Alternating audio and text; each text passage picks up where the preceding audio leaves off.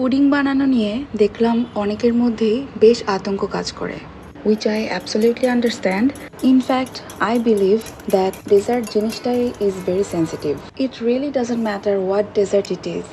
Unless you are a pro, it's gonna give you a very hard time. Okay, এখন আসি আমার কথায়। Pudding আমি এতটাই ক্যাজুয়ালি বানাই, like you can see. I don't need to measure, even I don't have to think. Alhamdulillah, I am very confident that whenever I'm making pudding, no matter what I do, I just know that it's going to be perfect. Anyways, কেউ আবার নজর টজর দিও না। আজকে আমি অনেক খুশি কারণ আমি আমার বেস্ট ফ্রেন্ডের জন্য পুডিং বানাচ্ছি, কারণ আমি জানি ও খেতে খুব পছন্দ করে। এটা এমন স্পেশাল কোনো কিছু না, কিন্তু আমার শুধু মনে হয় যে আমি আমার প্রিয় মানুষগুলোর জন্য নিজের হাতে কিছু একটা বানিয়ে নিয়ে যাই। এটা আমার একটা লাভ ল্যাঙ্গুয়েজ বলতে পারো। তো আজকে এখানে আমি 2টা পুডিং বানাচ্ছি, বড়টা আমার বান্ধবীর জন্য আর ছোটটা আমি আমার ছেলের জন্য বানাচ্ছি।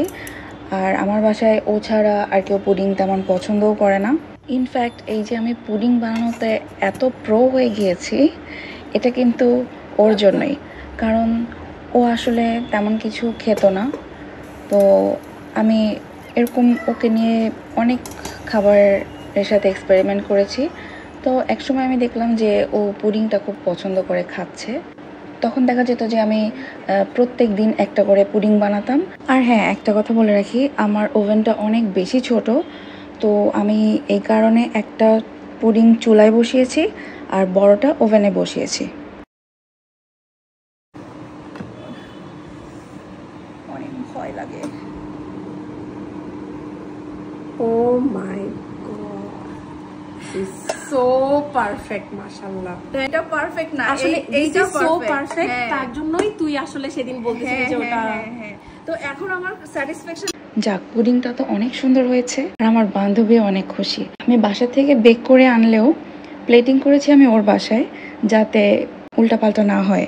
বাই দ্য ওয়ে, আমার বান্ধবী কিন্তু অনেক ভালো রান্নাবান্না পারে মাশাল্লাহ, আর আমিও ডেজার্টের অনেক বড় ফ্যান।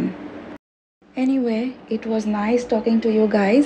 এখন আমি ব্লগটা শেষ করব, তবে ব্লগটা শেষ করার আগে আর একটা ছোট্ট টিপস দেই।